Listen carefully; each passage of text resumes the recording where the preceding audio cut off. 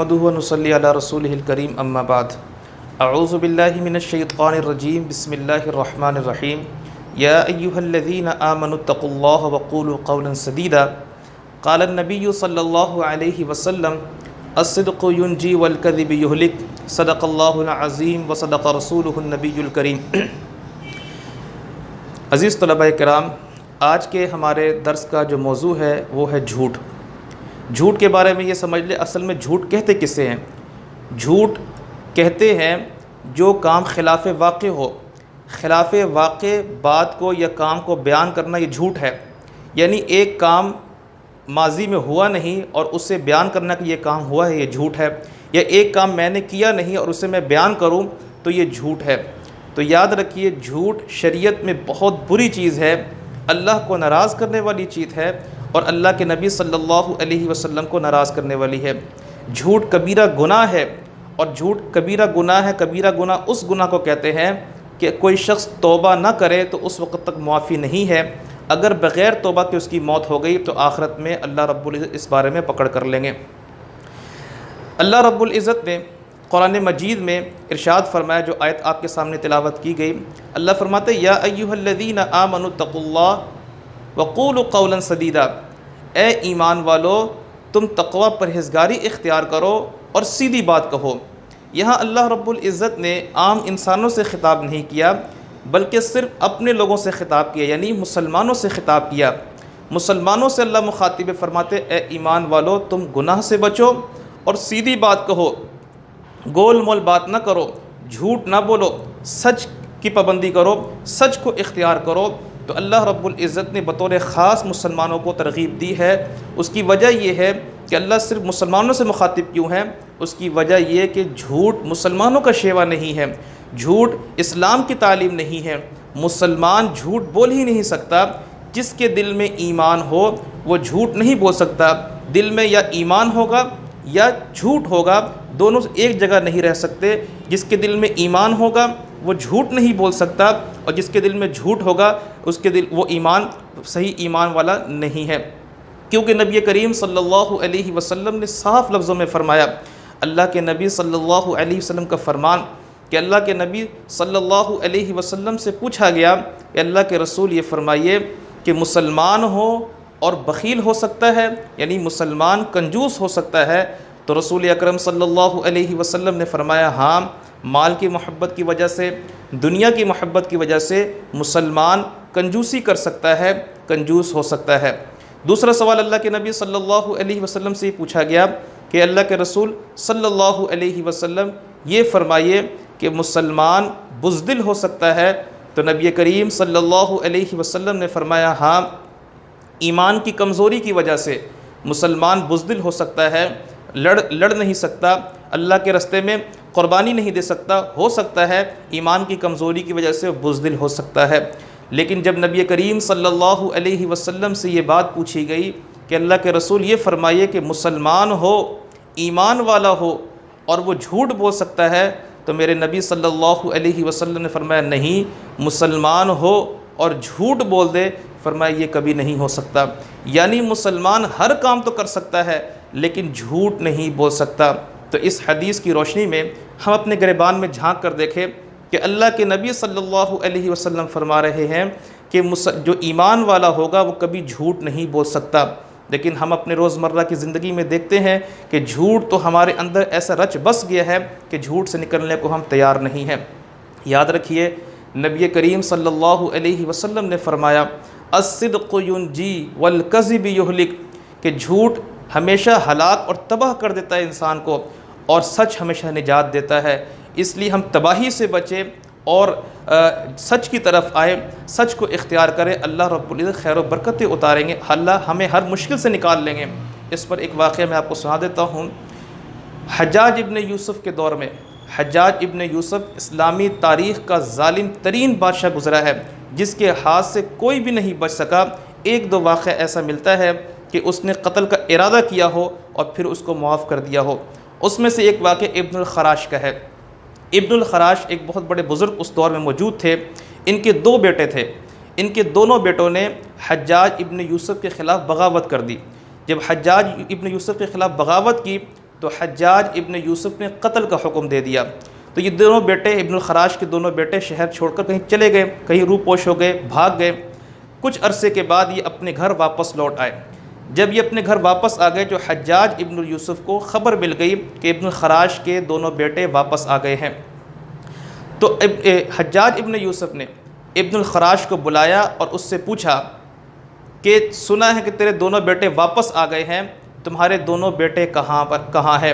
اور حجاج نے یہ لفظ استعمال کیا کہ آج تیری سچائی کا امتحان ہے، آج تیرے سچ بولنے کا امتحان ہے، کیونکہ ابن الخراش کے بارے میں یہ مشہور تھا کہ یہ کبھی جھوٹ نہیں بولتے، ہمیشہ سچ بولتے ہیں۔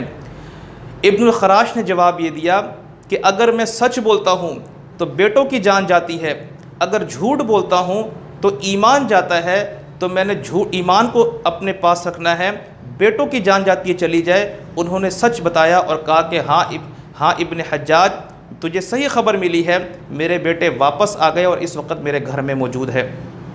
اپنے بیٹوں کی جان کی پرواہ نہیں کی اور سچ بولا، تو تاریخ میں یہ ملتا ہے کہ حجاج ابن یوسف نے قتل کا ارادہ کیا ہو، کسی کو معاف نہیں کیا اس میں، لیکن ابن الخراش کے بیٹوں کے بارے میں حجاج نے کہا کہ ابن الخراش جا، تیرے بیٹوں کو میں نے معاف کر دیا، کیوں؟ تیرے سچ نے تیرے بیٹوں کو بچا لیا، تیرے سچ نے تیرے بیٹوں کو بچا لیا۔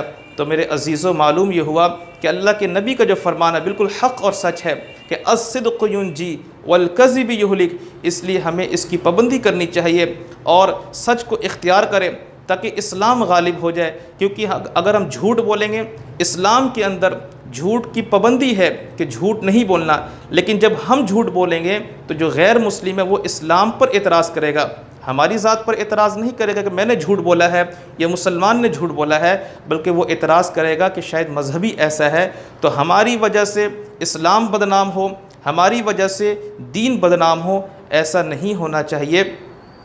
دین کو اختیار کرنا چاہیے، دین ہماری وجہ سے غالب ہونا چاہیے، سچ کو اختیار کرنا چاہیے، گناہوں سے بچے، اللہ کی نافرمانی سے بچے۔ اس پر ایک چھوٹا سا واقعہ آپ کو سنا کر بات ختم کرتا ہوں۔ ہندوستان کے اندر، غالباً سہارنپور کے اندر، انگریز دور کے اندر مسلمانوں اور ہندوؤں کے درمیان لڑائی ہو گئی۔ مسلمانوں اور ہندوؤں کے درمیان کس بات پر لڑائی ہوئی؟ زمین کے معاملے میں۔ ایک زمین کا ٹکڑا، مسلمان کہتے یہ زمین ہماری ہے اور ہندو کہتے یہ زمین ہماری ہے، اور حقیقت میں یہ زمین ہندوؤں کی تھی، لیکن مسلمانوں کی رائے یہ تھی کہ ہم اس پر ناجائز قبضہ تھا مسلمانوں کا، کس وجہ سے کہ ہم یہاں مسجد بنائیں گے، اور ہندو کہتے تھے زمین ہماری ہے، ہم یہاں پر مندر بنائیں گے۔ چنانچہ یہ بات عدالت میں پہنچ گئی۔ انگریز عیسائی جج تھا، اس نے یہ کہا کہ میں فیصلہ کر دوں گا، لیکن ایک گواہ تو لا کر پیش کرو کہ جو کسی کے حق میں فیصلہ دے دے۔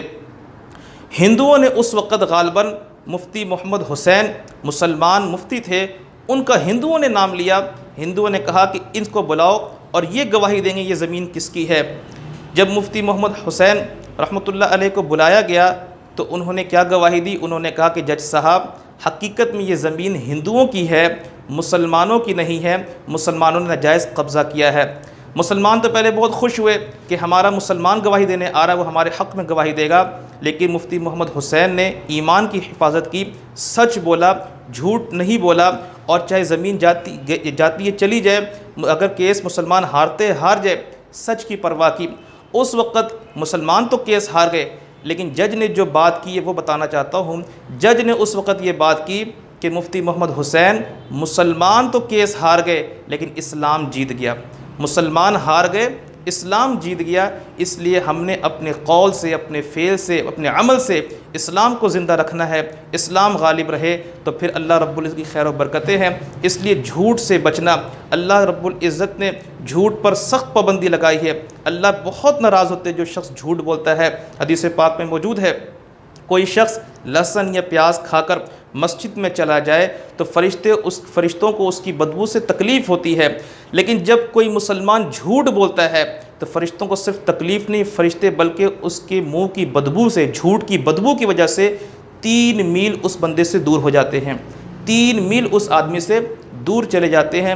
اس لیے ہمیں سچ کی پابندی کرنی چاہیے، سچ کی پابندی کریں گے تو اللہ کی رحمت برکتیں اترے گی۔ آخر میں حدیث سن لیں کہ نبی کریم صلی اللہ علیہ وسلم نے فرمایا 4 باتوں کا تم اہتمام کر لو اور 4 باتوں سے اپنے آپ کو بچا لو تو دنیا اور آخرت کی تمام بھلائیاں اللہ رب العزت تمہارے پر نازل فرما دیں گے، دنیا اور آخرت کی تمام بھلائیاں تمہارے مقدر میں اللہ لکھ دیں گے۔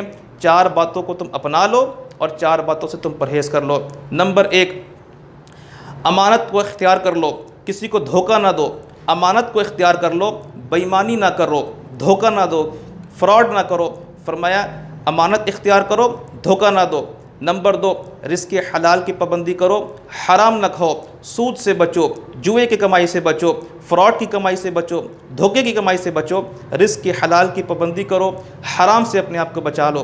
نمبر 3، حیا اختیار کر لو، حیا اور پاک دامنی اختیار کر لو، اور فرمایا بے حیائی سے اپنے آپ کو بچا لو، فحاشی عریانی سے اپنے آپ کو بچا لو۔ اور نمبر 4، جھوٹ سے اپنے آپ کو بچا لو، سچ کی پابندی کر لو، جھوٹ کو چھوڑ دو۔ فرمایا جب تم یہ 4 کام کر لو گے تو دنیا اور آخرت کی تمام بھلائیاں اللہ تمہارے مقدر میں لکھ دے گا۔